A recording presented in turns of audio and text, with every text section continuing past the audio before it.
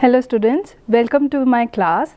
So my name is Rebecca Lalmasi and I am working as Assistant Professor in the Department of Medical Laboratory Technology, RIMT University. Today we are going to discuss on the topic of medical mycology.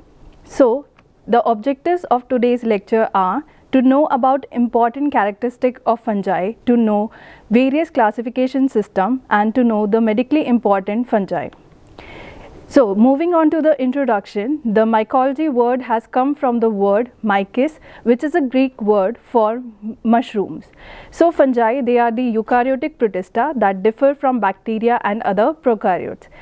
The cell wall, it contains chitin, which gives rigidity and support. In addition to this, there is mannan and other polysaccharides. Cytoplasmic membrane, it contains ergosterol, possesses true nuclei with nuclear membrane, and there are paired chromosomes. They divide asexually, sexually, or they can also divide by both the methods, sexually as well as asexually. They may be unicellular or multicellular. General characteristics of fungus, there is diverse group of chemoheterotrophs, that is, they derive their energy from the chemical synthesis. There are more than 90,000 known species, and among them some are saprophytes and some are parasites. Saprophytes, they digest dead organic matter, whereas parasites, they obtain nutrients from tissues of organism. Moulds and mushrooms, they are multicellular, but yeast, they are usually unicellular.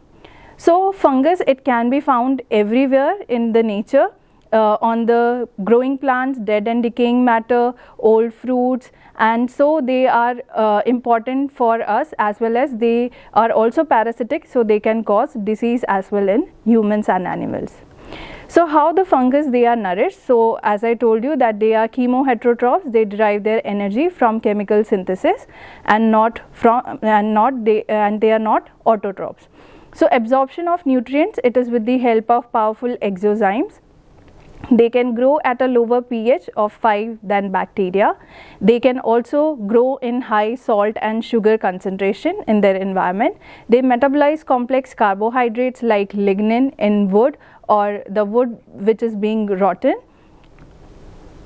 So the diverse group of heterotrophs, there are many which are ecologically important saprophytes, which digest the dead and decaying matter.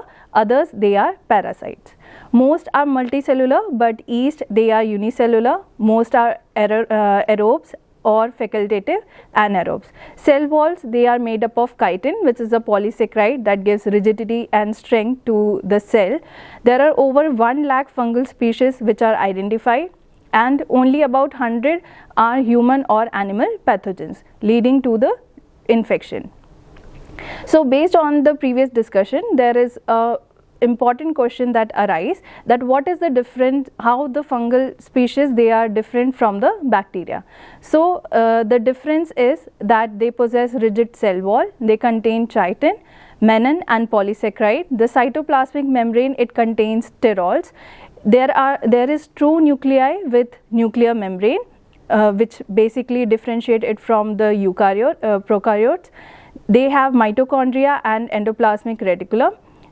The fungus, they can be unicellular or multicellular, and they divide by asexual method, sexual method, or by both. Next, moving to the classification. So the fungus, they can be classified on the basis of the taxonomic classification or the morphology classification. As per taxonomic classification, they belong to phylum Thallophyta, and there are 4 classes of fungi. Based on morphological classification, again there are 4 divisions: yeast, yeast-like fungi, moulds, and dimorphic fungi. Thallophyta, so Thallophyta, they are irregular plant masses lacking definite root, stem and leaf structures. In Thallophyta, there are 2 major classes, fungi and algae. The fungi, it do not consist of chlorophyll, but algae, it contains chlorophyll. Fungi, they are further classified into 4 classes: Zygomycetes, Ascomycetes, Basidiomycetes and Deuteromycetes, or fungi imperfecti. Moving on to the characteristics of Zygomycetes. So these are lower fungi having non-septate hyphae, means there is no cross walls in the hyphae, the cell which is being extended. They form asexual spores which are called as sporangiospores, sexual spores as zygospores and oospores. Moving on to the characteristics of Ascomycetes, septate hyphae is present, there is cross walls in the hyphae. Sexual spores, they are called as the ascospores and are present within the sac or ascus. Basidiomycetes, septate hyphae is there.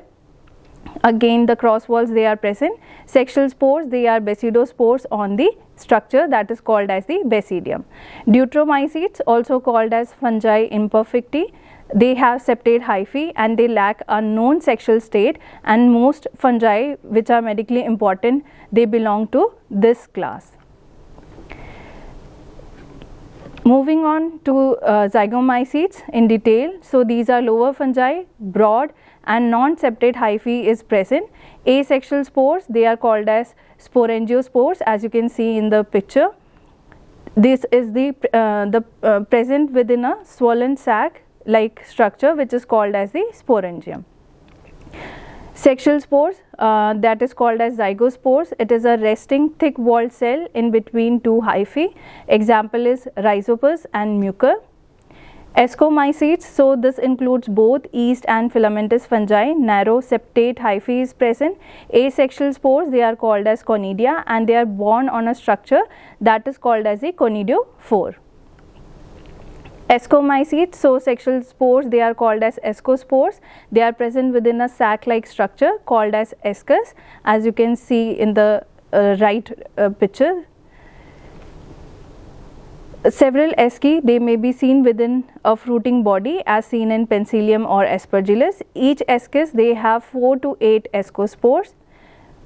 Next is Basidiomycetes. So sexual fusion, it results in the formation of a club shaped organ called base or basidium which bears spore called basidospores. So as you can see, there is the fusion and a nuclear fusion take place, then there is meiosis and further division is there and they form the basidospores and further they are released.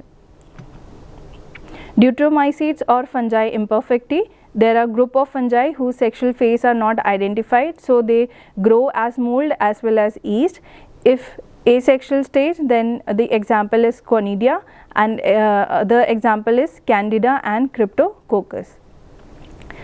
The classification based on the morphological structure, they are, the first one is yeast. So these are round to oval unicellular organisms. They reproduce by budding, the asexual division.